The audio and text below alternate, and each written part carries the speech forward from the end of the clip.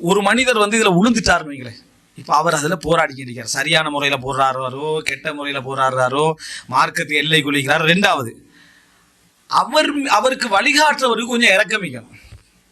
ஏன்னா இது நோய், இந்த இஸ்கில் உழுவுறதுக்கு தானே அவன் பாதிக்கப்பட்டு நோயில் இருக்கிற மாதிரி பைத்தியமாய்ப்பான். நம்மளோட அட்வைஸ் அவனுக்கு போகாது, எவ்வளோ அட்வைஸ் பண்ணாலும் அவனுக்கு போகாது. இந்த மாதிரி ஒரு கட்டத்தில் நம்மகிட்ட கொஞ்சம் இறக்கம் என்ன செய்யணும், இருக்கணும். அவனை திருத்துறதுக்கு இறக்கம் இருக்கணும். பிரிக்கிறன்ற பேரில் வளர்த்துட்றப்படாது, பிரிக்கிறன்ற பேரில் வளர்த்துட்றப்படாது, ஓட விட்டுறக்கூடாது. பேச்சுவார்த்தையை நடந்து விளங்கிட்டா எல்லாம் அந்த மாதிரி ஏதாவது ஒன்றை செஞ்சு விட்டு இதுக்கு பிறகு இதான் நடக்கும்னு சொல்லி அந்த குரூப் ஓடுற லெவலுக்கு இவன்ட சப்ஜெக்ட் செய்யக்கூடாது, போயிடக்கூடாது. சுனல் குப்ரா நசாயில் வரக்கூடிய செய்தி 8610 நம்ம தெரிஞ்ச செய்தி தான். ஒரு யுத்த காலத்தில் ஒருவர் கைது செய்யப்படுறாரு. அப்போ கைது செய்யப்பட்டோடனே அவர் தண்டிக்கிறதுக்காக கொண்டு வரப்படுறாரு. அவருக்கு மரண தண்டனை கொண்டு வரப்பட்ட டைமில் ஒரு பெண் அந்த செய்கிறா வாரான். அப்போ அந்த பெண் அந்த இதை சேர்ந்தவ அல்ல. அப்போ இவர் சொல்கிறார் என்ன, இவர் அவருக்கு ஒரு அட்வைஸ் ஒன்று பண்ணுறாங்க. அதுக்கு பின்னால் இவங்க 2 பேரும் விரும்பிட்டாங்கன்னு விளங்கி இருந்தும் கூட மரண தண்டனை கொடுக்கண்டு இவங்க வெட்டிடுறாங்க. நிச்சா மன்னிச்சும் இருக்கலாம், மணிக்கு வெட்டிடுறாங்க, மரண தண்டனை கொடுத்துட்றாங்க. அதை பார்த்து அந்த பெண்மணி, அதாவது இந்த பெருமூச்சு, அப்படி 2 பெருமூச்சு 3 பெருமூச்சு விட்டுட்டு அங்கேயே என்ன செஞ்சிடறான், மூர்ச்சையாகி விழுந்து மௌத்தாயிடுறான். அப்போ அந்த காதலுடைய அந்த உச்சகட்ட இதில் தான் அதில் மரணிச்சிட்டாங்க. இதை ரசூல்லாங்கள்ட்ட வந்து என்ன செய்கிறாங்க, சொல்கிறாங்க. ரசூல்லாங்க கேட்ட கேள்வி என்ன, அமாக்கான ஃபீக்கும் ரஜுலுன் ரஹீம், ஒரு இறக்கமுள்ள ஒரு மனிதராவது உங்களில் இருக்கலையான்னு கேட்டாங்க ரசூல்லா. ஒரு இறக்கம் காட்டுறதுக்கு ஒரு மனிதராவது இருக்கவில்லையா அப்படின்னு ரசூலுல்லாஹி ஸல்லல்லாஹு அலைஹி வஸல்லம் கேட்குறாங்க. அப்போ ரசூல் ஸல்லல்லாஹு அலைஹி வஸல்லம் இந்த மாதிரி ஒரு தருணங்களில் அவங்களுக்கு இறக்கம் காட்டிக்கலாம். காதல் பிழையாக இருந்தும், இஷ்கு வந்து ஒரு ஷைத்தானுடைய வடிவமாக இருந்தும் அவங்களுக்கு ஒரு இறக்கத்தை என்ன செஞ்சுக்கலாம், நீங்கள் காட்டி இருக்கலாமேன்னு ரசூலுல்லாஹ் சொல்கிறாங்கன்னா, கொஞ்சம் நமக்கு என்ன அந்த இறக்க உணர்வு இருந்தால் நம்ம வந்து என்ன செய்வோம்னா அதை கையாளுற முறையில் அந்தந்த விஷயங்களில் நம்ம டெவலப் பண்ணி விடக்கூடாது. சரியா, அதை அழகான முறையில் கையாண்டு உள்ளத்துக்குள்ளே நுழைஞ்சி அதை செய்யணும். நீங்கள் நிறைய பெற்றோர்கள் திருத்த போய் நடக்கிற விஷயம் என்ன, ஓட வச்சிடுறது தான். திருத்திரண்ட பேரில் போய் கட்டுமையான ஆக்ஷனில் எடுத்து பெரும்பாலும் விரும்பினத்துக்கு கோவப்படுறதை விட யாரை விரும்பினாட்டு பார்த்தா கோவப்படுறாங்க. நல்ல சொத்து சுகமுள்ள பெரிய பாட்டியாக பிடிச்சி விரும்பி இருந்தாண்டா மார்க்கத்தில் கூடாது, நீ எதுக்கும் படி, நான் உனக்கு முடிச்சு தரேன், இடம் சரியான இடத்துல காதல் வந்திருக்குது. அப்போ எல்லாமே எல்லாம் இருக்கிற வீட்டில் போய் ஒன்றும் வானான்னு கலையை முடிச்சிடுறது. இல்லைட்டா, எல்லாம் இருக்கு அந்த வீட்டில், வீட்டு இருக்கே கார் இருக்கே, எனக்கு ஒன்றுமே வானான்னு பிடிச்சிடுறது. கன்ஃபார்ம் அவருக்கு தான் எல்லாம். சரியா, இந்த மாதிரியான ஒரு செட்டப்பெல்லாம் பண்ணுவாங்க. இந்த நோக்கத்தாலேயே என்ன செய்யறது, இந்த காதல் அங்கீகரிச்சிடுறது. செட்டே ஆகாதண்டா அவருக்கு தர்பியா, அவருக்கு பயிற்சி தேடி தெரியுது. உலமாக்களை என்ன ஒரு கவுன்சிலிங் கொடுக்கணும், இல்லைட்டா, அதை செய்யணும், நசிஹத் பண்ணணும், அது பண்ணணும்னு. ஏன் இவன் பணக்காரன் ஏழையை விட்டு என்ன செஞ்சிட்டான், விரும்பிட்டானதுக்காக நசிஹத் பண்ணி தெரிகிறது. பணக்காரன் எல்லாம் விரும்பிட்டான்னு சொன்னா அல்லாஹ் தஆலா இயற்கையாக ஏற்படுத்தி இருக்கக்கூடிய மனித உணர்வுகளில் ஒரு பகுதி இது அப்படின்னு தத்துவமா திருக்குறள் பேசுற மாதிரி என்ன செய்யறது, அதை பேசுறது. இது வந்து இதெல்லாம் அந்த நோக்கங்கள் சார்ந்த விஷயங்கள், அது நம்ம இன்னொரு பகுதியில் பேசுவோம். ஆனால் இரக்கம் காட்டி கருணை காட்டி திருத்தல் என்றது மிக பிரதானமான பகுதி. இப்போ நம்மளோட இறுதி பகுதி என்னன்னா, திருமணம் இப்படியோ தவறான முறையில் ஒரு ரிஸ்கில் ஈடுபட்டவங்களோ அல்லது சரியாக அந்த உணர்வு வந்த உடனே அந்த வழிகளை முறையாக கடைபிடிச்சி திருமணத்துக்குள்ள வந்தவங்களோ ஒரு விஷயத்தை புரிஞ்சுக்கணும், இஷ்கு என்றது என்னது, ஒரு சைத்தானிய தரசன், அது குறைஞ்சிரும். அது வந்து திருமணம் முடிச்ச உடனே அப்படியே குறைஞ்சு வரும். அதை இருக்கையிலாண்டதை நம்ம விளங்கப்படுத்திட்டோம். அப்படின்னா அவங்க 2 பேருக்கும் இடையில உள்ள நல்ல உணர்வுகளை எப்படி பேணி பாதுகாத்து கொள்றது, அது என்ன அப்படி என்றது புரிஞ்சு. இதுல வந்து நம்ம 3-4 படித்தரங்களை சொல்லலாம். திருமணத்துக்கு பின்னால் உள்ள கணவன் மனைவி உறவுல 3-4 படித்தரங்களை சொல்லலாம். இந்த 3-4 படித்தரமும் எப்பயுமே அவங்கள முன்னுதாரணம் காட்டி இவங்க எடுத்தாலோ, இவங்கள முன்னுதாரணம் காட்டி அவன் எடுத்தாலும் அது சீரழிஞ்சிருக்கு. முதலாவது விஷயம் என்னன்னா, கணவன் மனைவிக்கு அல்லது மனைவி கணவனுக்கு தியாகம் செஞ்சு அவர்களுடைய செயல்பாடுகளின் காரணமாக, தியாகத்தின் காரணமாக அவங்க 2 பேருக்கு இடையில நடக்கக்கூடிய ஈர்ப்பு அது வரும். அந்த ஈர்ப்பு இஷ்கெல்லாம் இல்லை, அது ஒரு மஹப்பத் அல்லாஹ் தஆலா என்ன செய்வான், ஏற்படுத்துவான். என்ன காரணம்னா, காலப்போக்கில் அவங்க செஞ்ச தியாகங்களா இருக்கு. இவன் வந்து அவங்களுக்கு அருளாயிருந்திருப்பான். ரசூலுல்லாஹி ஸல்லல்லாஹு அலைஹி வஸல்லம் அவங்களுக்கு ஹதீஜா ரலியல்லாஹு அன்ஹா அருளாக இருந்தாங்க. இந்த செய்தியை பார்த்துட்டு அருள் என்றா ஒரு பயான் பண்ணணும். அருள் என்றால் என்ன, தியாகம் என்றா என்ன அப்படின்னு. ஏண்டா பேசிக்கா செய்யறத அருள் தியாகத்துக்குள்ள சேர்த்து வச்சுக்கிறாங்க. கணவன் என்ன சொல்றது, உனக்காக வேண்டி தான் உழைக்கணும். பொய்யா இல்லையா? விளங்கிட்டா? உனக்காக உழைக்க உழைப்பு நடக்குது, அதில் உனக்கும் பங்கு இருக்கு. உனக்காக வேண்டி உழைத்தல் அப்படின்றது சும்மா நம்ம அப்படி நம்மளா சொல்லி கேள்றது. அப்படி இல்லாட்டி நம்ம உழைக்கத்தான் போறோம்.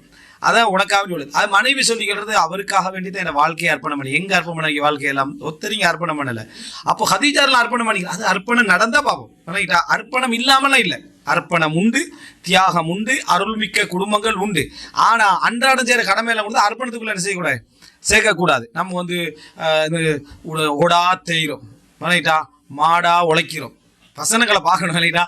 ஓடா தேயிறோம், மாடா உழைக்கிறோம்.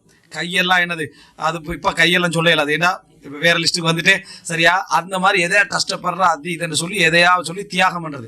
அவரோட குழந்தைகளுக்கெல்லாம் நான் தான் என்ன செய்ய ரத்தத்தை பாலா மாத்தினேன், அதுவரை பால் தான் கொடுத்துருப்பாங்க. அந்த நேரத்தில் ரத்தத்தை பாலா மாத்தினேன்றது ஒரு டெவலப்பா அது வந்துட்டீங்க. அதே மாதிரி நீங்க புள்ளைக்கு தியாகி. அந்த வேலை செய்யறதால யாருக்கு தியாகி? நீங்க புள்ளைக்கு தியாகி. அது அல்லாஹ் சொல்றான். அல்லாவே சொல்றான். அதாவது அந்த தாய் வயிற்றுல சுமந்து அந்த குழந்தைய பெத்தெடுத்து பால் ஊட்டி விளங்கிட்டா,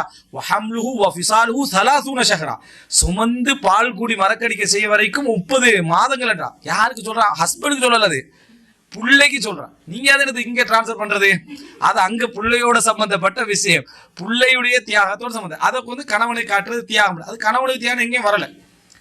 உங்களை குழந்தை பெற்றுக் கொள்வதிலேயே என்ன அவன் ஆளாளுக்கு டயலாக் சொல்றது. விளங்கிட்டா? முதலா பிறந்த புள்ள சொல்றது தாய் பட்டத்தை உனக்கு நான் தந்தேன்றது. யாரு? முதலா பிறந்த புள்ள தாய் பட்டத்தை சர்டிஃபிகேட் அவ கொடுத்தே, அவன் முதலா பிறந்ததால இவ தாய். சரியா? இப்படி ஒரு சப்ஜெக்ட் ஒன்று இருக்குதா? அதெல்லாம் ஒன்றுமே இல்லை. ஆனா இந்த மாதிரி வசனங்களை சொல்லித்தேன். இதெல்லாம் தியாக அர்ப்பணம் இல்லை, கடமைகள். இல்ல இஸ்லாத்துல வந்து ட்ரெஸ் என்னது கழுவி விடுறது, சமைச்சு போடுறது, வீடு கூட்டுறது கடமைக்குதான் இல்லை. ஹஸ்பண்டுக்கு தான். உங்களை இப்படி பெரிய வீட்டில் வைக்கணுமெண்டோ, உங்களோட குடும்பத்தையும் சேர்த்து பார்க்கணுமெண்டோ, உங்களோட சகோதர திருமணத்துக்கு ஹெல்ப் பண்ணணுமெண்டோ, வகை வகையாக உடுப்பு வாங்கி போடணும்னு அவனுக்கு கடமை இல்லை. நீங்கள் கொஞ்சம் எக்ஸ்ட்ரா செய்யறதால அவனுக்கு கொஞ்சம் எக்ஸ்ட்ரா செய்யறான். நீங்கள் இதை விட்டு அவன் விட்டுரும், அவ்வளோதான். விளங்கிட்டா?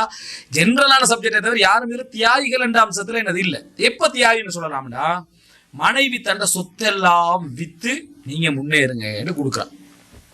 நீங்கள் உழைங்க, நீங்கள் முன்னேறுங்க, இதில் ஒன்று எனக்கு திருப்பி வேணாம். இது தியாகம். தியாகம்டா இழந்திக்கிறான். சரியா? இழந்துகிறான். அது போல கணவனுக்காக இப்ப அவக்கு சம்பந்தமே இல்லாத இதுல எல்லாம் வந்து தன்னை பொருளாதாரத்தை எல்லாம் கொட்டி கொட்டி என்ன செய்யறான், செலவழிக்கிறான். அவக்கு கணவனை முன்னேற்றணும் என்பதற்காக.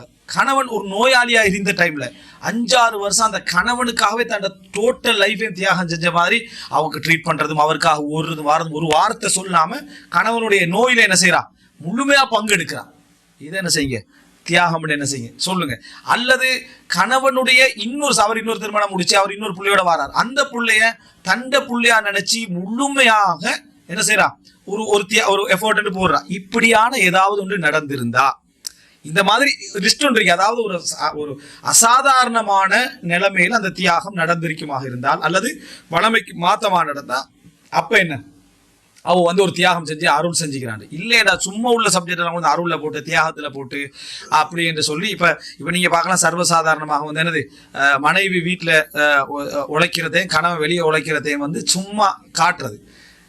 அதாவது எவ்வளவு வசதியா உழைச்சாலும் சரி, எவ்வளவு கஷ்டப்பட்டு உழைச்சாலும் சரி, ஒரு கணவன் இந்த சிந்தனையில சுமக்கிறது பாரம் தான். ஆனா அதை கொண்டு வைத்து கர்ப்பத்தோட விடவும் கூடாது. அவர் தலையில் சுமக்கிறார், இவர் வயிற்றுல சுமக்கிற தலையில சுமக்கிற உண்டா. ஒரு 10 மாசத்துக்கு கல்லை கட்டிட்டு போவே விளங்கிட்டா, வயிற்றுல 2 ஒண்டாட்டு பார்ப்போம் விளங்கிட்டா. அது வேறதான். ஆனா தலையில சுமக்கிறதுக்கு ஒரு வழி இருக்கு. அவனுடைய அடுத்த சிந்தனைகள்லாம் எடுத்து பார்த்தீங்கன்னா அதுக்கு ஒரு பெரிய வழி இருக்கு. சமுதாய ரீதியாகவே நீங்க பார்க்கலாம், ஆண்களுடைய மரணம் பெண்களுக்கு மரணத்துக்கு முந்தி இருக்கு பெரும்பாலும். வணங்கிட்டா? வீட்டில் உம்மமாரெல்லாம் யோசிச்சு பாருங்க அப்படிங்க. சரியா? பெரும்பாலுமா அப்பா அம்மார் பேத்துருவாங்க, உம்மமார் நின்றுட்டிப்பாங்க.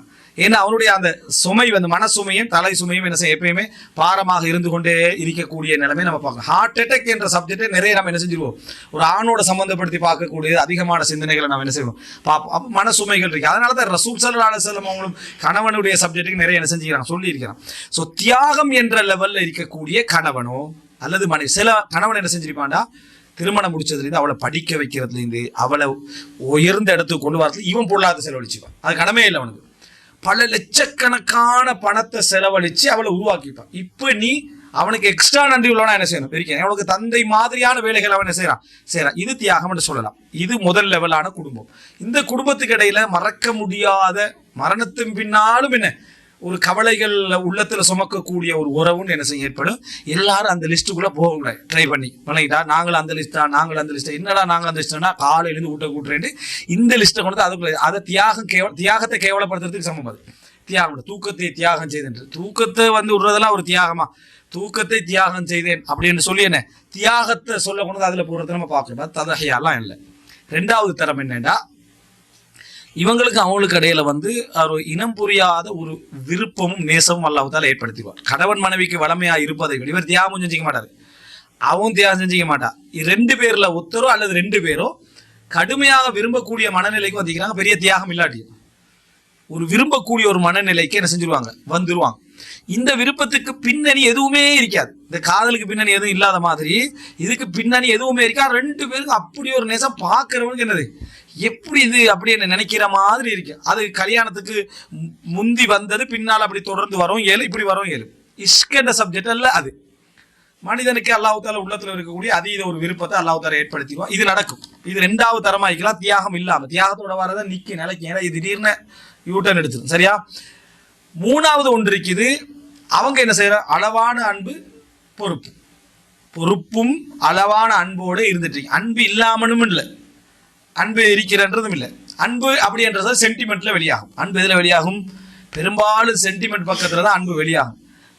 அதாவது சின்ன விஷயம் நடந்தா கூட பதறிக்கின்றிருப்பாங்க. சின்ன விஷயம் அப்படி நடந்துட்டு இப்படி நடந்துட்டு அப்படின்னு எதை எடுத்தாலும் எங்களோட வைஃப் சொன்னானே சொல்லிட்டு வைஃபுக்கு இதெல்லாம் பிடிக்காது, வைஃப் சொன்னா அப்படியே என்னது ஒரு நிஸ்பத்து பண்ணிக்கின்றிருப்பாங்க. இது ஏதோ ஒரு வகையில் அந்த சென்டிமெண்ட் ரீதியாக அளவு அன்பு என்ற இதோட பொறுப்பும் கலந்து இருக்கும். 4வது தரம் என்னன்னா ஒன்லி பொறுப்பு. 4வது தரம் என்ன? பொறுப்பு. வந்தது தானே, விஷயம் சரிதானே, எடுத்து வச்சு அதோட ஃபோனை கட் பண்ணி முடிஞ்சு சாப்டர் முடிஞ்சுது. அவ்வளோதான் நிற்கிறது. இல்லை கொஞ்சம் அன்பான வார்த்தை அதெல்லாம் பேசுறது டைப்பில் ஆஃபீஸில் வேலைக்கு அன்பான வார்த்தை வேணா ரெக்கார்ட் பண்ணி அனுப்பி கேட்டுக்கண்டு இப்படி பேசுகிற பாட்டியெல்லாம் வேலைக்கிட்டா அதாவது அதை கட் பண்ணிடுறது. கொஞ்சம் இது பிழைதான். இந்த மெத்தடில் பேசுகிற பிழை. ஜஸ்ட் அதை காட்டிக்கலாம உனக்கு பொறுப்பு மட்டும்தான் அப்படின்றது. சிலருக்கு மனைவி மீது வெறுப்பும் இருக்கும். இந்த மாதிரி இருக்கிறவங்களுக்கு வெறுப்பும் இருக்கும், வெறுப்பு இல்லாமலும் இருக்கும். கணவன் மீது வெறுப்பு இருக்கும், வெறுப்பு இல்லாமலும் இருக்கும். ஆனால் ஏனோ வாழ்ந்துட்டு போவாங்க. ஆனால் பொறுப்பெல்லாம் சரியாக நடக்கும். நான் சொல்றதெல்லாம் எக்ஸெப்டடான ஓகே என்று சொல்லக்கூடிய குடும்ப நிலைகள். இதுக்கு அடுத்ததெல்லாம் கொஞ்சம் ஓகே இல்லைட தரத்துக்கு இறங்கிட்டு போறது. இதெல்லாம் ஏத்துக்கலாம். இதைத்தான் நம்ம பார்த்தோம். உமர் ரலியல்லாஹு சொன்னாங்க என்னது லைசத் குல்லுல் புயூத்தி துப்னா அலல் மஹப்பா. எல்லா வீடுகளும் நேசத்தில் கட்டப்படுகின்றவைகள் அல்ல அப்படின்றது. இந்த தரத்தில் உள்ளவங்கள்ட்ட என்ன பிரச்சனைனா அவங்களுக்கு எவ்வளவு கிடைச்சதோ அதுல அல்ஹம்துலில்லாஹ்ட்டு போகணும். இந்த 4வது உள்ள பாட்டி 1வது உள்ள பாட்டியோட உதாரணங்களை சொல்றது. நீனும் அதில் வரமாட்டாய், இவர் அதில் வரமாட்டார். உனக்கு அந்த தியாகம் செய்ய இயலாது. சில மனைவி மாறிக்கிறேன் கணவன் என்ன கேட்டாலும் எதை எழுதி கொடுக்குறடியாப்பா, நீங்க மட்டும் எனக்கு வேணும் அவ்வளவுதான், இந்த அப்படி ஒன்று டீட் அப்படி அதை அப்படி இது இப்படி வேண்டி என்ற ஒன்றும் கேட்காதீங்க என்ற லிஸ்ட்ல வைப்பான். அந்த லிஸ்ட்ல உள்ள மனைவியில தியாகத்தை கொண்டு பாருங்க.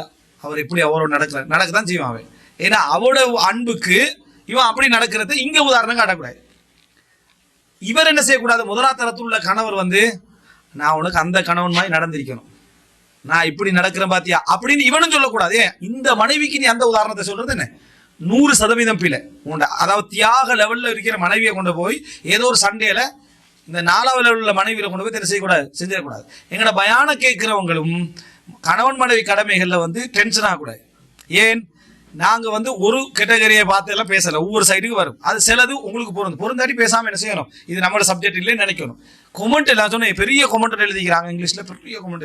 நீங்க பேசுறது என்ன 100% பிள்ளையானது. குடும்ப வாழ்க்கையில் உலகத்துல நீங்க மட்டுமே இருக்கிறீங்க இல்ல, இது எல்லாருக்கும் சேர்த்து பேசப்பட்டது. நீங்க சில வேளை முதல் தரத்தில் உள்ளவரா என்ன செய்யலாம் இருக்கேனும். இந்த மாதிரியான இந்த 4 தரத்தில் உள்ள குடும்ப நிலைகளை வச்சுதான் ஆலோசனை பண்ணணும். ஆனா 90% பயானெல்லாம் பெஸ்ட் லெவலுக்கு தான் நீங்க கேட்டு பாருங்க. சரியா?